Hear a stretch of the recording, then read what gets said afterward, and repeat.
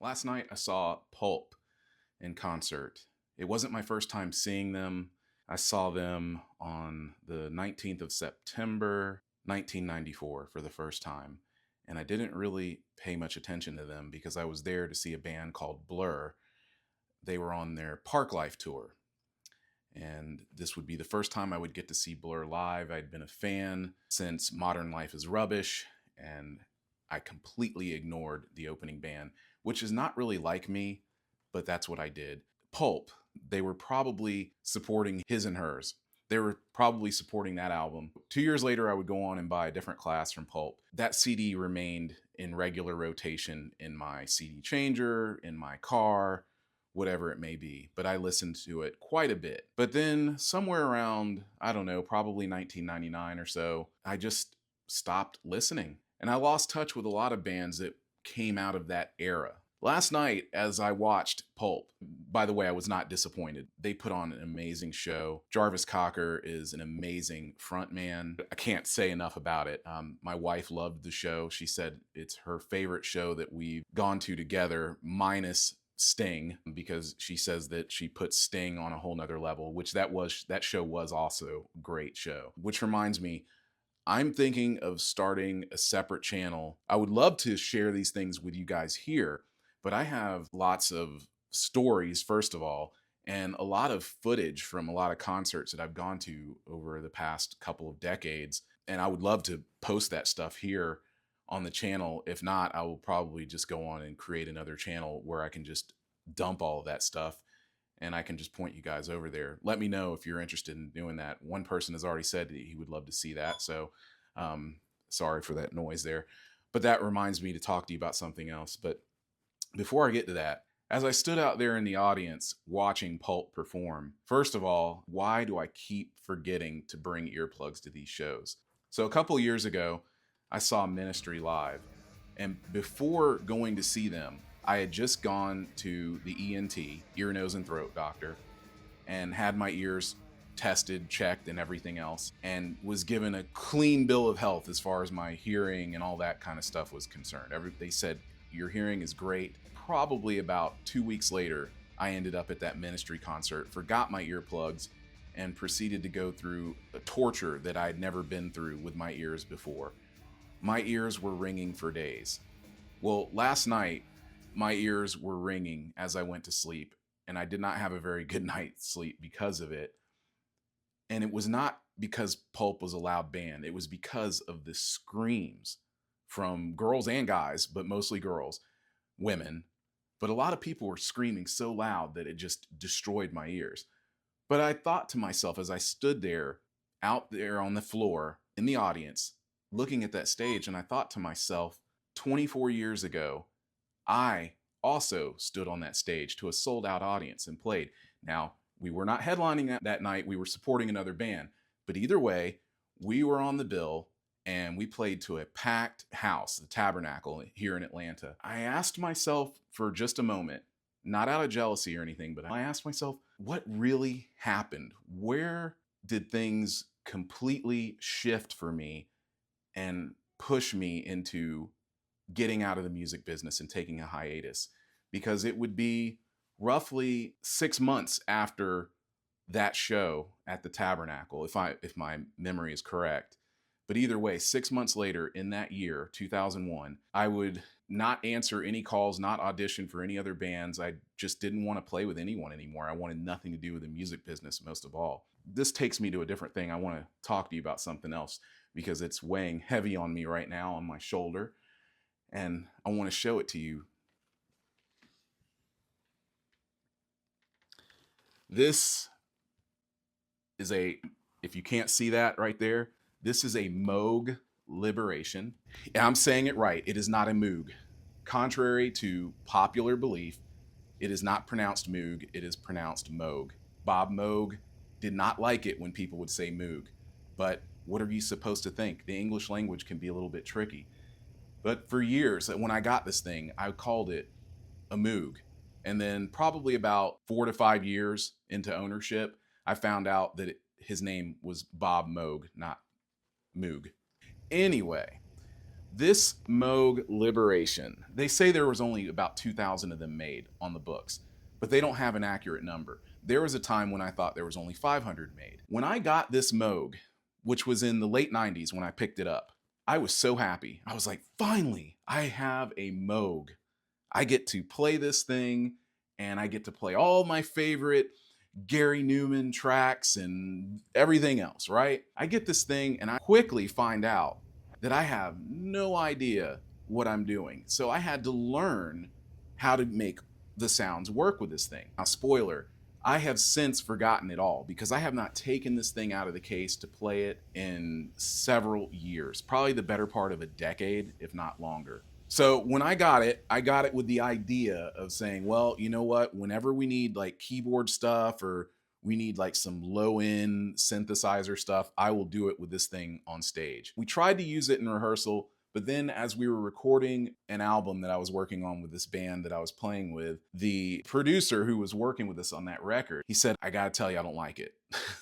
So he said, don't use it. And, and I said, look, if it's my playing, you want to play it, that's fine. You want to bring in someone else who can play keyboards better. I mean, it's not he says, it's not that. I just don't like the sound of it, and I don't think it's right for this album.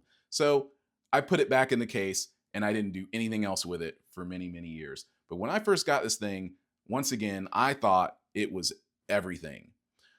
Around the same time that I bought this Moog Liberation, I also picked up a Boss bass synthesizer pedal.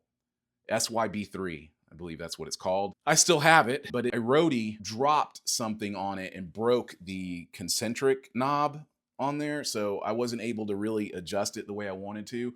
But even then, regardless, I always struggled to get people to accept that sound in the music. First they pushed away the chorus, said no chorus. So the only thing I ever really got away with using, especially in rock music, because most of what I did was rock, was distortion. Distortion was one of those things that people would accept, or overdrive, whatever you want to call it. Either way, those dirty tones, people would accept it, but not all the time. I couldn't get away with using it like Sledge from Ben Folds 5. Okay, the bass player from Ben Folds 5, I think he has some of the best uses of overdrive or distortion on the bass known to man, really. I just think it's impeccable what he did with it. So he's one of my favorite bass players, by the way. So my point, this is in no way any disrespect to Dunlop, MXR, Ian Allison. Those guys at Scott's Bass Lessons, I think they're cool guys. I have no problems with any of them, right? Any of those guys, any of you people playing these pedals, no disrespect to you. I'm glad you created that pedal. I think that if I would ever get to play through it, it would be an awesome tool to use. But I have to ask this question. What are you really going to do with it? Because I see all these bass players going crazy and coming out of the woodwork to get this thing. And once again, I'm not trying to slow down the sales of this pedal. I think it's great. I congratulate you guys for creating such an awesome sounding pedal, because really, it's very impressive. Even I was like, wow, maybe I want this thing. But when I saw the hype that was around it, I asked what some of the people who do own it ask themselves now. Because when you get it, what are you really going to do with it? If we have thousands of bass players running around using this pedal, and granted, they can make all these different sounds with it and tweak it in every way they want, any way they want, that's all good and well. But I had to ask myself this question a long time ago when I was messing around, because I've been messing with bass synthesizer pedals and effects for decades, on and off. And I always get to this point to whenever I buy something and I start playing with it and I'm having fun with it, because ultimately that's why I do it now. I do these things because I love to play music. But from time to time, you got to ask yourself, what am I going to do with this? Can I do it justice? Will it reveal something about my playing that I don't know, or my creativity that I don't know? If you can answer those questions, then knock yourselves out. Get yourselves a pedal. I don't condemn anyone for running out and buying that pedal. I am that guy, and it crossed my mind. As soon as I saw it and I heard Ian play it, I was like, wow, I would like to get one of these. But before I knew it, they were just gone. Like the day they were released, it was like they just evaporated. But I quickly reminded myself, I said, dude, you did this before. You went out, you bought all these pedals. I've got a bunch of pedals here now. You bought effects processors, you programmed those foot pedals, and for what? Just to basically find out that it wasn't going to work for the music that you were playing mainly. Like if I was doing something that was more cosmic and more spacey sounding and something like more groove funk stuff, this pedal would probably work out great for it. But there comes a time when you're going to go into the studio and you're going to need to record. Actually, 10 times out of 10, I've never gone into a studio where they didn't say, we need you to track everything clean, because they need that clean signal before that way they can mess around with the effects after the fact. So then it goes back to, well, I'm only going to use this live.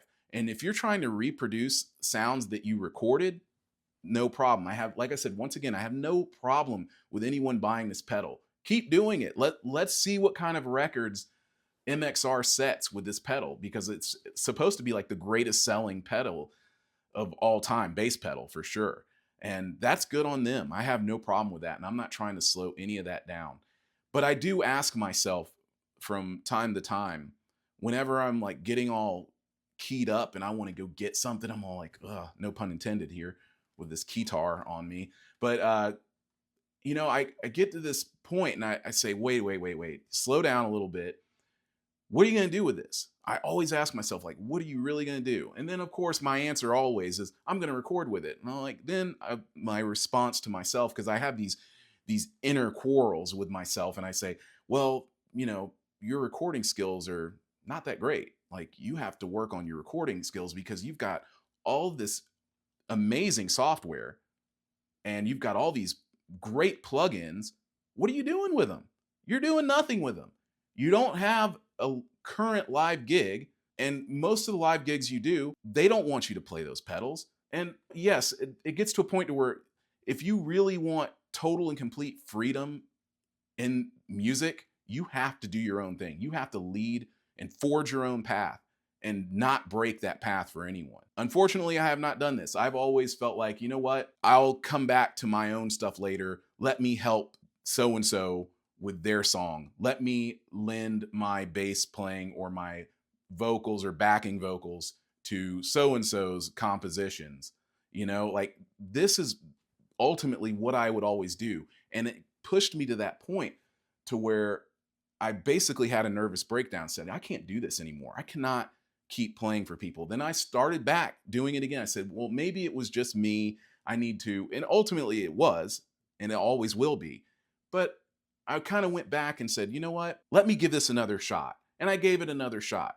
I gave it another chance 3 more times. So 3 more times I gave it another chance. And all 3 of those times I was disappointed and I ended up just quitting. I don't have any regrets, really. Like I don't miss any of especially the local stuff. I don't miss any of that. I don't miss any of the sound checks or all that stuff. Nothing against the sound guys at those clubs. I miss those guys. I really do. And I miss that camaraderie that came with playing in a band and working on songs together and recording together. I miss that stuff, but I don't regret saying, you know what? Long before it was popular to do so, I don't regret telling the management, the record labels, and all of them where they could place my foot, because I just had enough. And I don't want to ever go back to that. I appreciate you guys watching this video. If you stuck around to the end of it, I'm going to show you a little bit of what I think I can do with the Moog. And other than that, to any of you who are out there looking for the MXR Bass Synth pedal, or if you have one, I would love to know your thoughts on it. You know what to do if that's the case, and you know what to do if you enjoyed this video. I'll have another video out to you soon. Thanks.